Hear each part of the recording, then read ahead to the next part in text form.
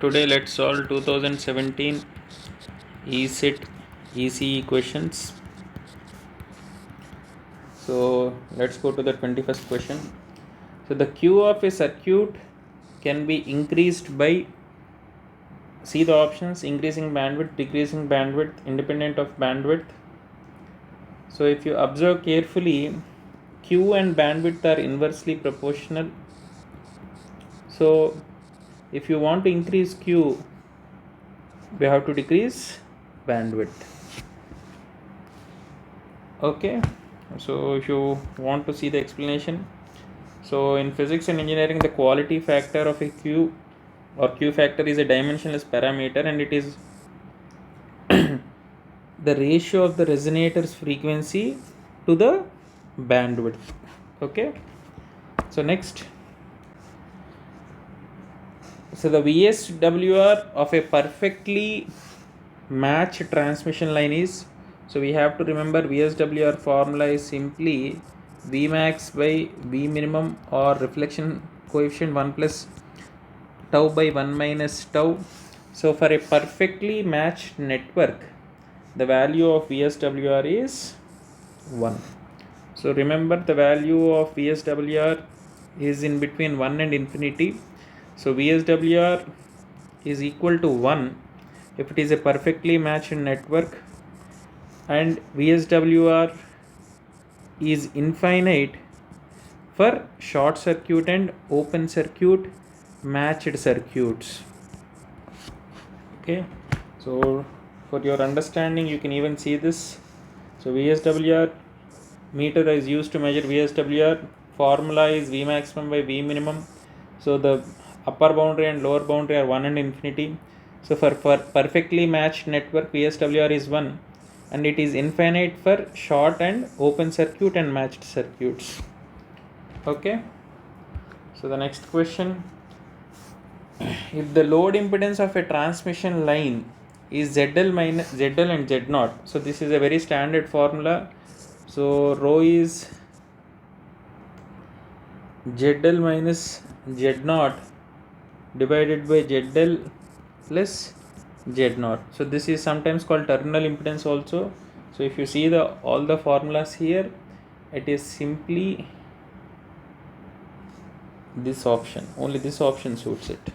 So load impedance ZL and Z0, sometimes in exam you will be directly asked to calculate the reflection coefficient also. Remember this formula. So it is based on the reflection coefficient. Okay, next, in series type ohm meter, so O marking is on the left hand side of the scale, while infinity marking is on the right hand scale. No, this is wrong. Zero marking or O marking is on the right hand scale, and infinite marking is on the left hand scale. So this is the correct option. So you have to remember the circuit diagram. See this, 0 is at this end and infinity is in this end. This is a series type of ohm meter. So on the right hand side you have, so this is RHS and this is LHS. Okay, so the next question, a Q meter works on the principle of, this question has been asked many number of times in ECIT. So remember, the answer is always series resonance. Sir, how do we know that it is series resonance? So Q meter works on the principle of series resonance. See, this is R, you have a L and you have a C. All these three elements are in series resonance. So Q meter basically works on series resonance. Next, a sampling CRO is used for the purpose of, it is basically used for very high frequencies. Okay, so the digital sampling oscilloscope is basically used in very high frequencies based on the sampling rate. So you can even observe this with an explanation here. So The digital sampling oscilloscope is used in very high frequency operation and repetitive signals which have higher frequency than the sample rate of the scope. This is the catchword here. Next, time based generator are also called as compensating networks. Okay, I'll explain you why it is called. So if you observe among the options, Pancertron, sweep generator, these are not related. Only compensating network is the reliable answer here. So the sensitivity of a voltmeter is defined in terms of, see the options, ohm per volt. So for a voltmeter, deflection of pointer for a given voltage change is this sensitivity. So the units are generally ohms per volt. This is also standard. So just remember the formula. So for voltmeter, the deflection of pointer for a given voltage change is your sensitivity. So sensitivity of a voltmeter is defined as ohms per volt. Remember the units. So lower the value, higher is the sensitivity. Remember this point also. Next, what is the range of audio frequency oscillators? See the range. It is between 20 Hertz. Audio, AF means audio. So I'll give you a band which you have to remember. So audio frequency range is given as 20 Hertz to 20 kilohertz. Radio frequency is greater than 30 Hertz. So audio frequency is audible range of frequency, whereas anything greater than 3000 or 3 gigahertz is your microwave. So this band and the range of frequency student has to remember for examination. So video is generally in between 0 to 5 megahertz, whereas audio is 20 to 20 kilohertz. Next, so what exactly is an SCR combines? So an SCR combines the features of a rectifier and a transistor. So SCR is silicon controlled rectifier. So SCR combines the rectifying features of a diode and on-off control features of a transistor. So diode functionality is for rectification and transistor functionality is for on and off switching purpose. Okay. Next, a triac has how many semiconductor layers? Observe it. It generally has 4 layers. Remember the diagram of a triac. So see, observe, it has 3 junctions and 4 layers, P, N, P, N. Layer wise it is 4 layers, but junctions wise it is 3 junctions. Also remember the circuit symbol, 2 triangles in opposite direction. Next, what exactly is a chopper? A chopper is a device which generally converts fixed DC voltage to variable DC output voltage.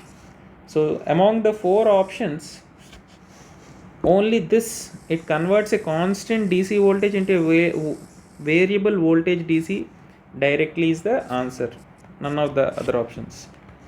So simply remember this diagram. It converts an input fixed voltage or power to an output voltage variable power. So this is an electronic chopper. It is basically an electronic switch that is used to interrupt one signal under the control of another. Next,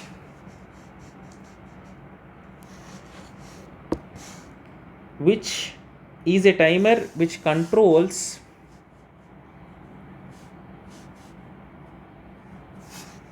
the number of cycles for which the welding current flows and the number of cycles for which it is disallowed. So this concept is basically related with pulsation timer. So this timer basically it controls the number of cycles for which the welding current will be flowing and the number of cycles for which it is disallowed. So pulsation timer is the answer. Next, which method of heating has a leading power factor? So among the options, dielectric heating is also known as radio frequency heating. This has a leading power factor. Generally, when you take an AC supply voltage in which the voltage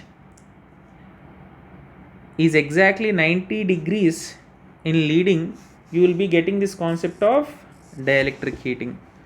So it has also other names such as radio frequency. So in this process, an RF AC electric field or radio wave or electromagnetic radiation heats the dielectric material. So I'll show you the concept also. So dielectric heating is also known as electronic heating or radio frequency heating or high frequency heating, in which the RF electric field or radio waves or microwave radiation heats a dielectric material. So when an AC supply voltage is applied across the capacitor plates, the current does lead. So here see, lead exactly by 90 degrees and it is in the in phase component of the current. So this is called dielectric heating. So in this case, power factor will be leading. So simply you have two plates and this is the material to be heated and you are applying voltage between these two terminals. Next,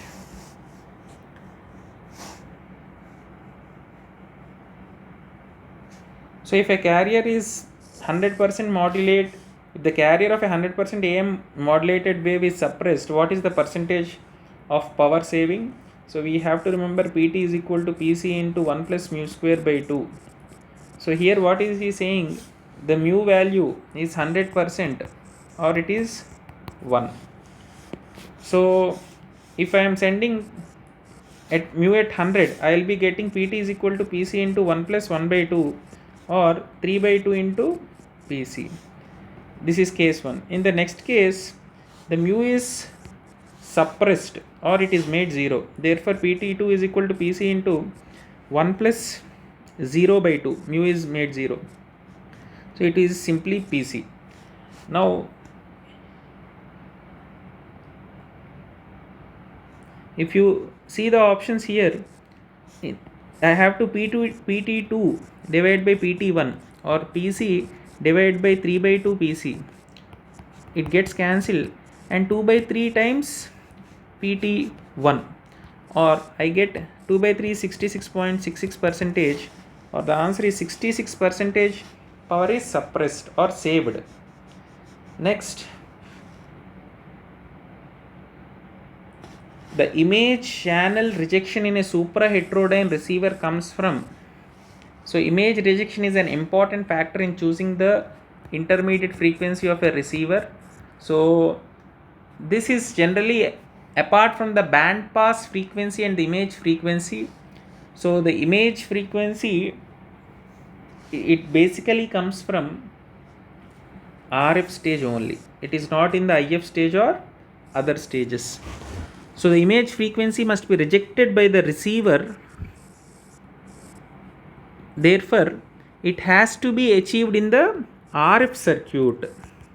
That is why I say it is in RF stage. So I will show you the explanation for this. So what exactly is image rejection? Image rejection is an important factor in choosing IF of a receiver.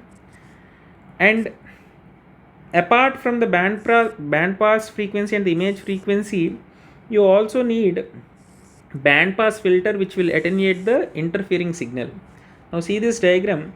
So the image frequency must be rejected by the receiver and the image rejection depends on the front end selectivity of the receiver or the selectivity of the RF circuit. So it must be achieved before the IF stage. So if you see before the IF stage, you have RF stage. So that is why we go with RF stage. Next. So the most commonly used signaling for pulse code modulation is Observe all this, it is nothing but NRZ. So the advantages of NRZ is it is actually a simple encoding system and it occupies lesser bandwidth. These are the two factors in considering NRZ. Okay. So I will just show you how exactly. So if this is a sine wave and this is your PCM wave, so the most important advantages of NRZ is simple and it has lesser bandwidth. So in case of a 1, as per the signal, you will be getting an NRZ waveform like this. Okay. Next, so the FM in case of FM, what is modulation index? In case of FM, modulation index beta is or MF is simply nothing but frequency deviation delta F divided by FM. If you see this formula with which it matches, that is the answer. So the frequency modulation index, frequency increases with frequency deviation and decreases with modulation. So among all these options, I find this option correct, because beta, if your delta F increases, beta will increase, or if your FM will decrease, beta still increases. Denominator decreases, numerator increases. Okay, so remember, delta F by FM is your modulation index in case of FM. Next, in FM, the frequency deviation is simply proportional to the amplitude of the modulation signal. So beta is equal to delta F by FM, or delta F is equal to beta into FM. So if this is the formula, so simply I can say the frequency deviation delta F is proportional to modulating signal amplitude. So even if you go with the definition also, delta F is simply Kf into AM. This is another formula which we get from the graphical interpretation. So I'll show you the concept also. So in case of frequency deviation, so see the formula, delta F is simply Kf into AM, or frequency deviation depends on frequency sensitivity and amplitude modulation. The frequency deviation of a carrier is proportional to the amplitude of the modulating signal. Very important. Remember this formula. You get questions on this. Next, in phase modulation, the frequency deviation is directly proportional to the modulating signal. So you have to remember the difference between FM and PM. So in phase modulation particularly, the frequency deviation delta F is proportional to the modulating signal frequency. So we'll just try to make sure a comparison. So see the options independent of modulating signal frequency. No, it is directly proportional. So let's compare FM and PM so that you will get a quick revision on this. So this is an equation. So frequency deviation is proportional to modulating voltage in case of FM, whereas it is proportional, phase deviation is proportional to modulating voltage in case of a PM. Next, which has a better immunity in comparison? So noise immunity is better than AM and PM when it comes to FM. And also remember, it is better than AM but worse than FM. So this is a benefit for FM. So also signal to noise ratio is also one factor which is very good in FM over PM. Next, amplitude of FM wave is constant, and these two, in both the cases it is constant. So I am trying to explain you only the points which you have to remember. So signal to noise ratio is better than PM, and noise immunity is also better than PM. So also remember this formula, EMF is proportional to the modulating voltage as well as the modulating frequency, whereas MP is proportional only to the modulating voltage. So these 3 points you get questions many number of times. So we'll stop it here and we'll continue in the next session.